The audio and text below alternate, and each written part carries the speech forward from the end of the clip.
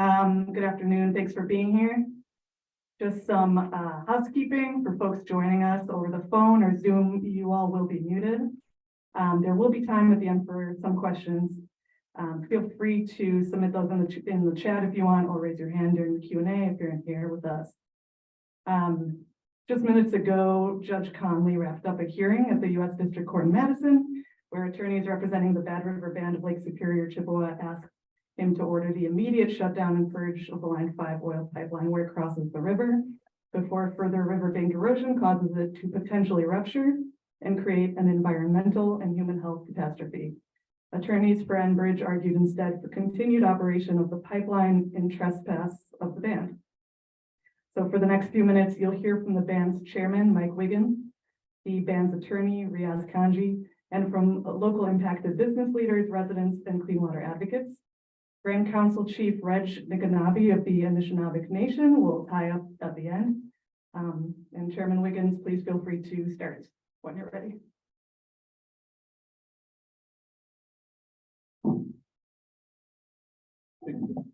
Good afternoon, everybody.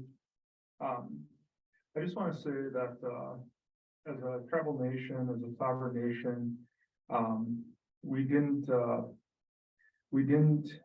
file this injunction for protection lightly or frivolously.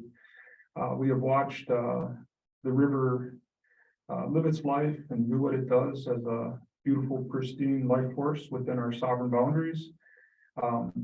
It's done what we knew it would. It's continued to erode and pound away at the meander, a particular place where the pipeline crosses, and it's within a point of imminent threat of blowing that particular area out and rupturing Line 5.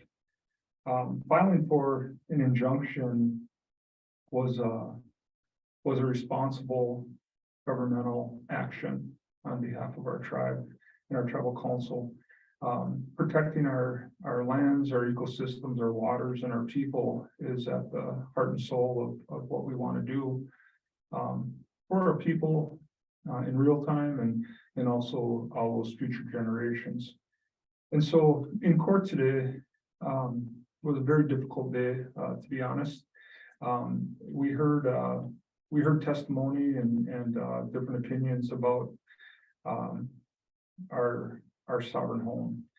It's a very difficult thing to listen to folks that have never lived around our river, folks who do not have a relationship with our river, who do not know the peculiarities and the power of our river, give quote unquote expert testimony on those types of things, the powers and the forces and the quote unquote flashiness of the hydrology of our river. We know as inhabitants in that place for thousands of years what our waterways are capable of, and there's a lot of things that were not allowed to be said in that courtroom, both during our litigation last fall and also today, about the factuality of how our river interacts with our place.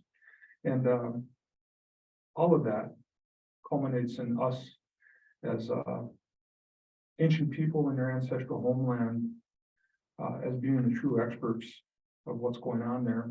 And we know from the site visits and from the relationship we have that there's an imminent threat that is playing out there, and one that spells forever changes to our ways of life. And so when you have the existence of a people in their home and their ways of life and their ecosystems and that whole web of life being characterized as quote unquote an equity that's got to be measured against Enbridge's equities, i.e. profits, and that Enbridge's profits and the notion of potential impacts to refineries in Quebec and other places like that being given even keel consideration, it's a very difficult thing. I found myself thinking back to our treaties and how, from a legal point of view, our treaties are are filtered and looked at by the court of law through the eyes of those Mewusha Ogimal, those ancient chiefs, those old chiefs that signed those treaties. That's how those treaties are interpreted and looked at. In this court, it was clear that it's being looked at through the eyes of Enbridge executives who see profit. And that's a very, very difficult thing because we're here for our life. We're here for the life of our river. I think we were mischaracterized by the court for some of our efforts to protect our home, as though it's an issue that is solely about Enbridge and their operations, when really today was all about protection and preservation and the sending forward of our ecosystem and the lifeways of our people. And that's what today was about. We still are very optimistic that the judge reviews the totality of what was said today and comes to understand that the power of our river is real and the imminence of a Line 5 rupture is real. And there's a whole web of life and everything else, the Big Lake Superior, that is set to be impacted. At the end of the day, we represent Americans. We represent the freshwater stronghold of America. I believe that there's an awakening that needs to take place in terms of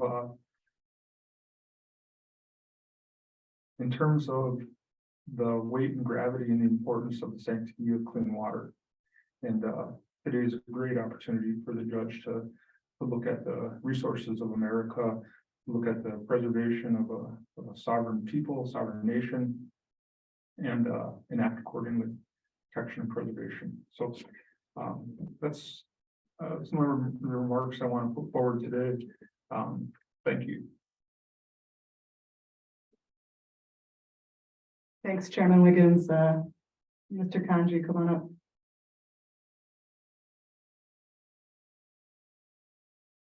Thank you. Thank you all for being here. My name is Riyaz Kanji, RIYAZKANJI. I have the great privilege of representing the Bad River Band along with a wonderful team of lawyers and others. I want to thank Chairman Wiggins for his leadership in this fight and the band, which has really just been an incredible fighter. As the chairman said, there are days in the court system that are harder than others. It is not easy to go through the legal process. It is not easy to be a tribe like the Bad River Band and to fight a opponent as supremely well resourced as Enbridge, but the band has been relentless in its fight to protect its homeland and waterways, not only for its own citizens, but as the chairman said, for all people. I want to thank our witnesses who came today and everyone who came out to support the effort. I'll be very quick. There was some good and there was some bad today. The good in terms of what the judge, and I'm talking, and this is without making predictions, I'm way too superstitious to do that, but the judge said some clear things at the end of the day. The good is he sounds like he will set a threshold at which the pipeline needs to be shut down because of the continued progression of the river. He suggested that he would do that fairly quickly, and he is taking into account some important considerations in setting that threshold. Unfortunately, from our point of view, he didn't set that today. He's not shutting it down today, but we will remain hopeful that he will set a standard that will protect the river and the precious resources. The harder thing to hear was that the judge appears unwilling, and he may still change his mind, but unwilling to issue an injunction because of Enbridge's continuing trespass on the band's lands. It sounds like he is thinking more in terms of financial penalties for Enbridge's continuing trespass. The band got into this fight because of the tremendous threat posed by the pipeline. It has been one of the few entities along the right of way that has stood up to Enbridge, that has not accepted money, because for the band, this fight goes far beyond that. We are confident and we remain confident that federal law requires an injunction against a trespass on an Indian lands. Hopefully Judge Conley will rule that way. If he doesn't, there is very good law in the Seventh Circuit, the Court of Appeals, on this issue, and trust the band will fight on. Thank you very much. Thank you. Mr. Carlson, when you're ready to come up.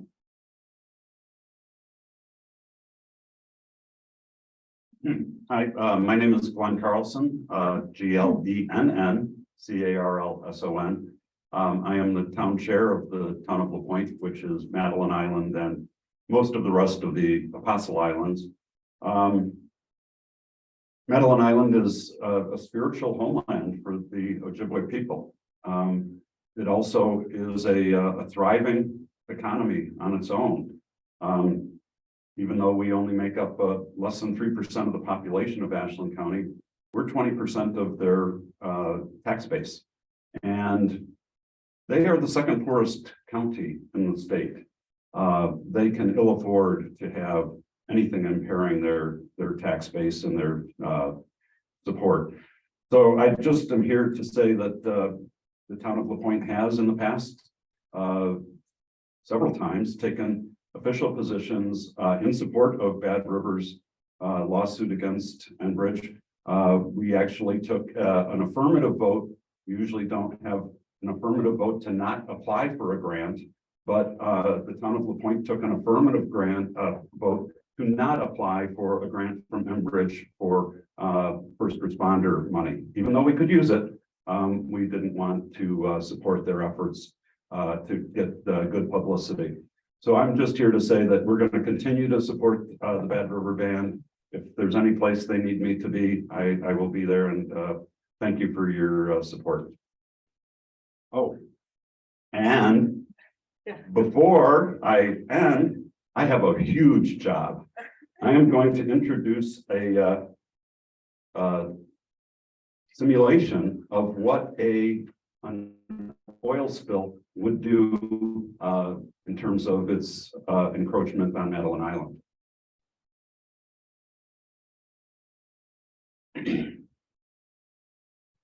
So the Bad River, at the mouth of the Bad River, is just about 10 miles from the shoreline of Madeline Island.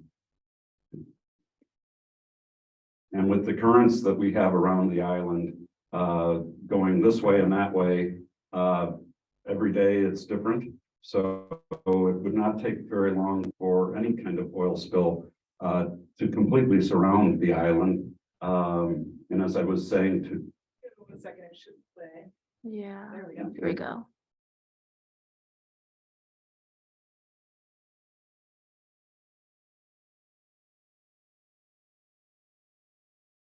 There we go. Go ahead. So it wouldn't take long for the oil spill to reach Madeline Island, and then with the currents that we have, some coming from the northeast and then next day from the southwest, it wouldn't take long for the oil spill to completely encircle the island. And as I was mentioning to someone just a few minutes ago, we rely on a ferry to get us on and off the island. The Coast Guard does not let the ferry run when there's oil on the water.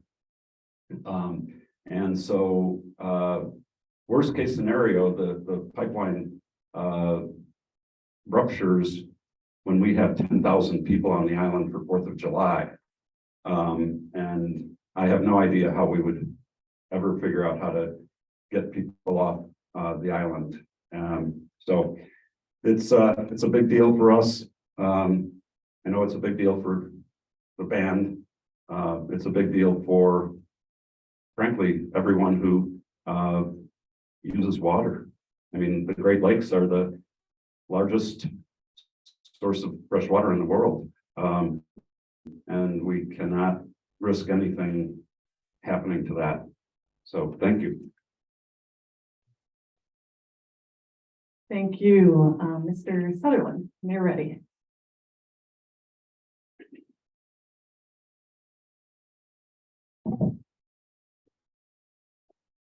My name is Bob Sutherland, and I am owner of Cherry Republic. It is a specialty food shop located in Traverse City, Michigan. And we have stores around the Midwest and customers, hundreds of thousands of customers as well. I am also co-chair of the Great Lakes Business Network, a group of 190 businesses around the Midwest with one goal to save the Great Lakes from any environmental damage. Our focus is stopping Line 5, shutting it down permanently. We're excited that we had a chance to speak and talk about jobs to our judge today and get that on record of the devastating effect that a spill would have on the Great Lakes and on our economy, our livelihood, and in our hearts.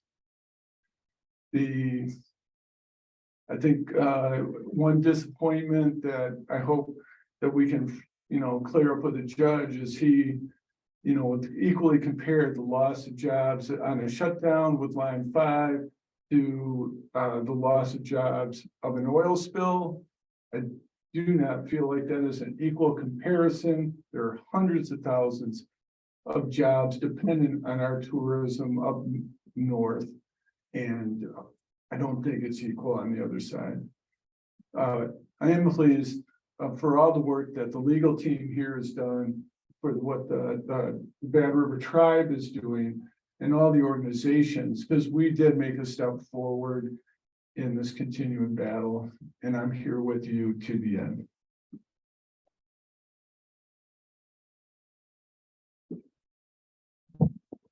Thank you. Okay, we're now going to shift to Ms. Devrud, who is joining us virtually. So whenever you're ready, Gail, go ahead and unmute and begin. Hello. Excuse me. Hello, my name is Gail Sevrud, and I live in northern Wisconsin near the city of Ashland and 6 miles from Lake Superior. I am a proud member of Sierra Club, and I totally support their national goal of achieving ambitious and just climate solutions. For the past 11 years, Sierra Club Wisconsin chapter, with a membership of 20,000, has been involved with the issue of tar sand oil pipelines that are sited throughout Wisconsin. In general, most communities that are near a tar sands pipeline are aware of the risk of oil spills. Knowing that Line 5 is 70 years old and 20 years past its expected life has heightened our concerns. Knowing that Line 5 has spilled 1.1 million gallons of bitumen-based oil product has heightened our concerns throughout Wisconsin, Michigan, and the Bad River Indian Reservation. The City of Ashland Common Council responded to these concerns in February of 2020 by passing a resolution in support of the Bad River Band to remove Line 5 pipeline from the Bad River watershed. Noting that an oil spill would damage natural and cultural resources of the region and damage the city's reliance on drinking water from Lake Superior. Recent flooding on the Bad River is again threatening the region. The Bad River Band is reporting high water levels and major erosion on the Bad River. Sierra Club chapter supports the Bad River's request for an emergency shutdown of Line 5. I am very disappointed that Enbridge did not voluntarily agree to the emergency shutdown. I feel their actions totally ignore the devastating impact of an oil spill on the region's drinking water, fishing industry, and wild rice production. Thank you so much, Ms. Sevrud. Ms. Woodhouse, whenever you're ready, you can begin. Thanks, Jenna. Good evening, everyone. My name is Michelle Woodhouse, and I am based in the Great Lakes Basin in Toronto, Ontario, on the traditional territories of the Anishinaabe, the Haudenosaunee, and the Huron-Wendat nations. I'm the program manager of freshwater protections at Environmental Defence Canada, which is a leading environmental advocacy NGO in Canada. And I am of mixed ancestry that includes the Métis Nation and Indigenous Nation in Canada and British Canadian ancestry. I grew up in Southern Ontario as the kid of an automotive worker in the Great Lakes region, which is the epicenter of the automotive industry in North America. I know what it means to be from a family that is dependent on a livelihood that has historically been dependent on fossil fuels. One of the first questions I asked myself when I was brought into the fight to shut down Line 5 in the name of Great Lakes protections was, how can Canadians meet their energy needs reliably and affordably without this pipeline? And the answer is that we do not need Line 5 to do so. Environmental Defense commissioned expert industry analysis using Enbridge's own publicly available data, which was submitted to the Canadian Energy Regulator, and found that the two crude oil pipelines, Line 5 and Line 78, that supply product to Sarnia are not operating at capacity. And in fact, the majority of the shortfall caused by a Line 5 closure can be moved through Line 78. Line 78 was built to have greater capacity than it currently moves, and some additional pumping valves and minor retrofits to the pipeline could accommodate the majority of the product currently moving through Line 5, as I just said. The remaining shortfall could be moved by just 1 to 2 rail trains a day or less than 1 marine tanker a day on routes that are already moving crude oil, which is a short-term solution as we are transitioning off of fossil fuels. So a shutdown would not cause a spike in energy prices. Our analysis showed this, as well as Enbridge's own expert testimony, which confirmed prices would only rise roughly 2 cents per liter in Ontario and Quebec. And workers would not be significantly impacted by a shutdown because the necessary product is still making it to market, just not through a 70-year-old dangerous leaky Line 5. Bad River Band has also commissioned expert analyses which echoed the findings of our research that we do not need this pipeline. So we can live without the Line 5 pipeline, but we cannot live without the Great Lakes. We must stop delaying a planned and permanent shutdown. Every day that passes is another day we are gambling with the Great Lakes that hold 84% of North America's surface fresh water. And as a Canadian, I cannot overemphasize this last point. Canada must stop obstructing efforts to protect the Great Lakes and must revoke its use of the 1977 Pipeline Treaty and work in good faith and as a good partner with Indigenous nations of the Great Lakes and with the United States to shut down the pipeline, protect the Great Lakes, and turn to the alternatives that are within reach to meet our energy needs. Thank you. Thank you. Okay, Grand Council Chief Niganabi, we are ready whenever you are to begin. My name is Reg Niganabi from Mississauga First Nation, and I'm part of the Sturgeon clan. Today I speak as the elected Grand Council Chief of the Anishinaabe Nation, which is the oldest political organization in Ontario, Canada, and can trace its roots back to the Three Fires Confederacy.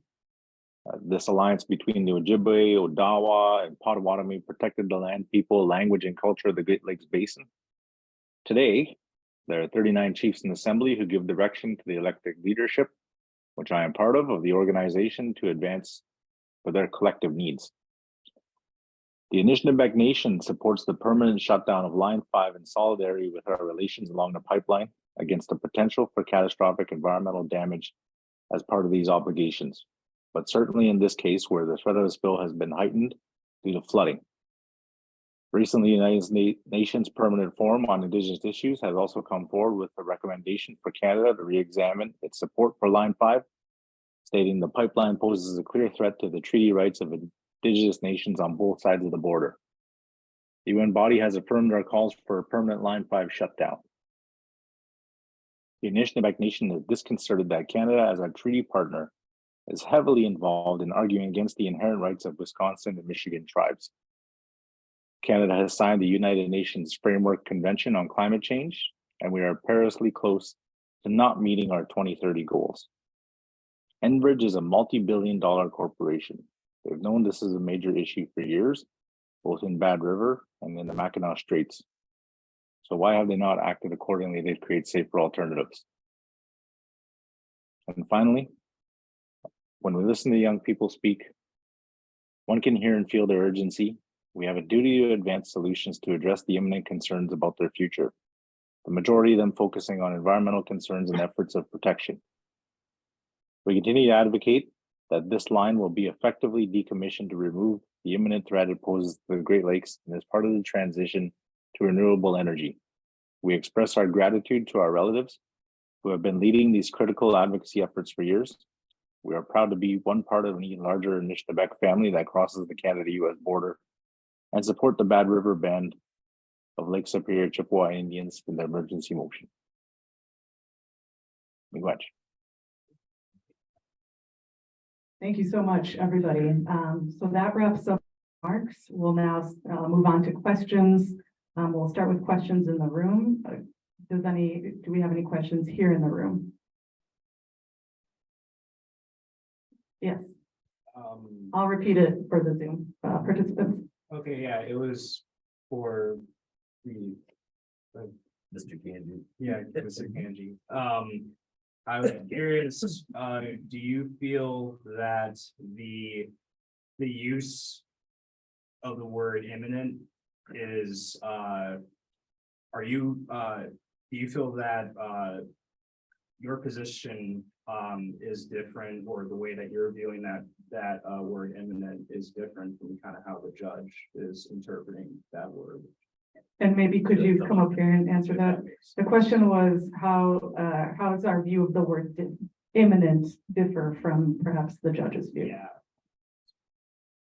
It might be, imminent is one of those broad terms that, it's subject to, it's kind of like, when you see it sort of thing, and I think the judge, clearly from the band's perspective, we are beyond imminent. The threat feels so great and so real.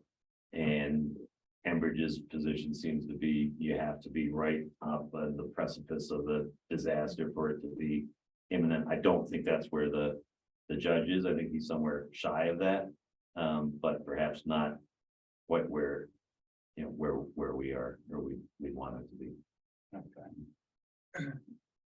Did you want to answer that as well? Yeah, I wanted to add to that. Okay, Chairman Wiggins will add to that too.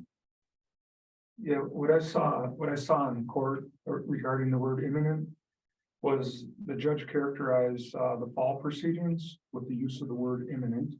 And then forwarding to today, including the use of the same word, the use of imminent, he kind of characterized that as just a repeat performance of us essentially being the boy who cried wolf. Right. But the huge difference in that word imminence was similar to what Riyaz just said. He said it was about the things subject to. And so imminent threat in the fall time period was through a environmental impact scenario of some of the extremism that we've seen in our hydrology. The 2016 flood was a 1 in 1,000 year event. It reworked the entire hydrology, blowing out culverts, roads, streams. A couple of people lost their life, and we saw what was wooded river bottoms get scoured away to gravel sandbars that look like Alaskan kind of whitewater areas.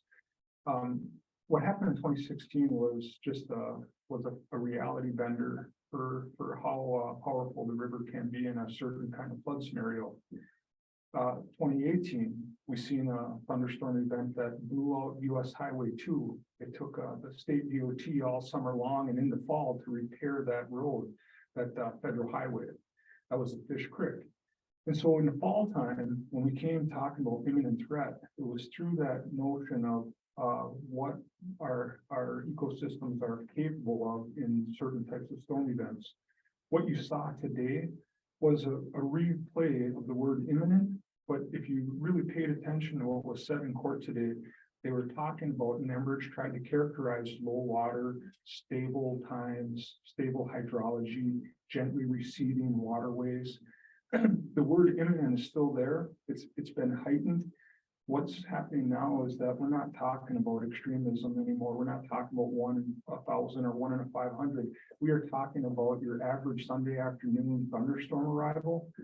possibly blowing this area out. And so it's the factors around the word imminent that have changed and that ultimately change the whole notion of imminence. And so there isn't apples to apples, the way the judge kind of seemed to kind of convey that today. It is a different scenario and it's based in fact.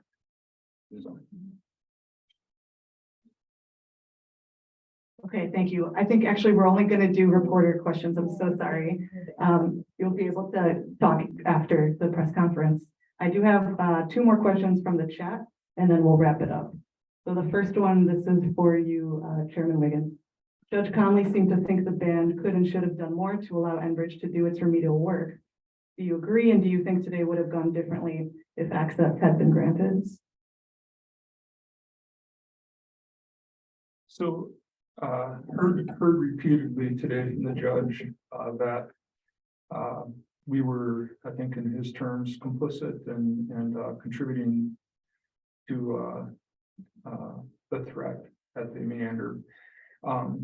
A response to that and to the notion that we didn't do enough or maybe even didn't do anything to let Enbridge industrialize the river bottom is essentially that we have a federal authority under the EPA Clean Water Act to enforce our own water quality standards. Our water quality standards were developed by careful evaluation of our relationships as a people with different parts of our hydrology in the Bad River watershed. As an example, wild rice waters rose to that highest tier of protection. So under that federal authority, we have, I'll say bureaucratic processes, permitting processes that evaluate projects. As a tribal leader, I've had to go through the pains of wetland delineation and everything like that to get solar fields put in. And it wasn't easy. It took a lot of time. It was cumbersome and we had to do anti-degradation measures, and because of wet areas. So I know full well how powerful a system our water quality standards and our federal authority and those permitting processes can be. What was kind of put forward today was though none of that stuff should matter. None of that stuff should exist. When Enbridge came knocking, we should have just let them do whatever they wanted and they should have been able to blast away and horizontally, directionally drill into our groundwater and drinking water aquifers, whatever it took, perpetuate the flow of oil for their profit. We disagree. Those projects were reviewed in accordance with our federal authorities and as a sovereign nation overseeing our water and our drinking water. And quite honestly, there were some very, very poor and environmentally impactful propositions put forward by Enbridge that were rejected. What stood out to me the most today, being blamed as though, or maybe I'll say being blamed for not operating like an oil company as a tribe, or as a tribe not operating like an oil company, was that in the whole schema of today's events, I never really heard Judge Conley acknowledge himself or acknowledge the whole realm of all-time litigation as a part of the remedy that we have sought, as a part of those things that we as a tribe have done to try to protect our waters and Big Lake and ourselves. It's incredibly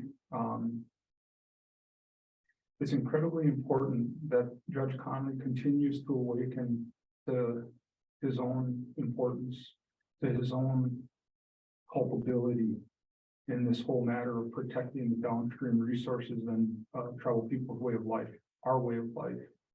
He is culpable too, and he is a part of our remedy. He looked at all of those other things like revetments and sandbags and all those things and held us accountable, so to speak, for not just allowing that stuff.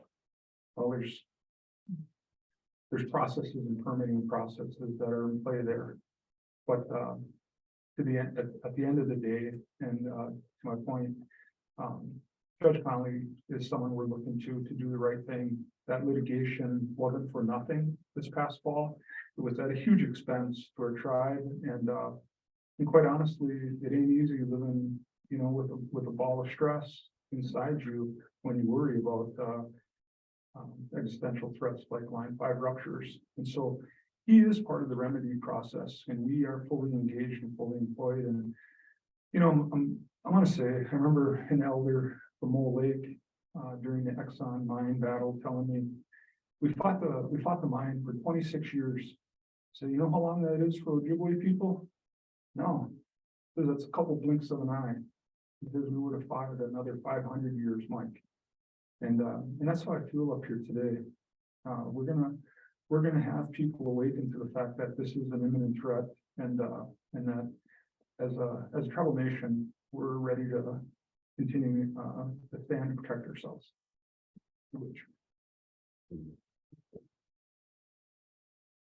Okay, just one final question and then we'll call it a day. This is for you, Mr. Kanji.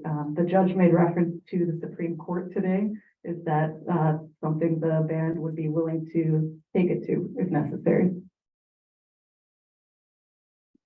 So I hate to follow Chairman Wiggins after those very inspiring remarks, and I want to thank everyone who spoke today, including on the Zoom. It's just a real nice shot in the arm, and to feel the solidarity is very inspiring. We always think about the Supreme Court. We think about the Supreme Court from the day we start a case. You'd be foolish not to. And when you represent tribes, you have a real understanding that a lot of cases involving tribes end up in the Supreme Court. We've been very involved in some of them. I think so we're thinking about the court all the time. I think what I'll say is that one thing I have noticed practicing law is that, the district courts are the ones who are exercising these equitable powers. They're the courts that are, weighing these equities.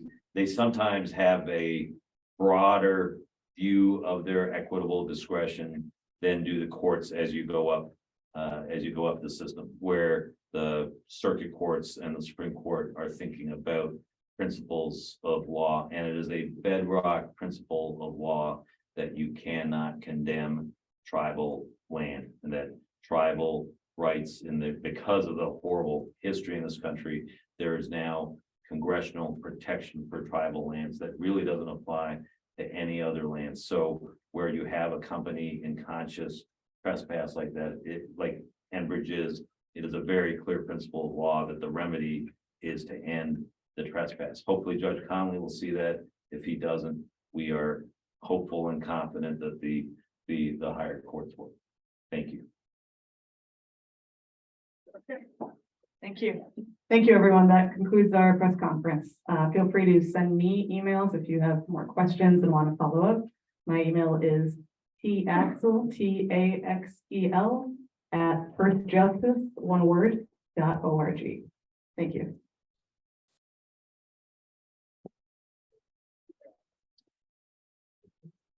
Oranges and bars to give away.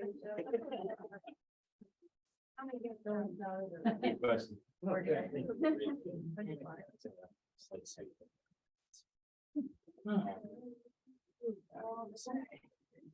Yeah.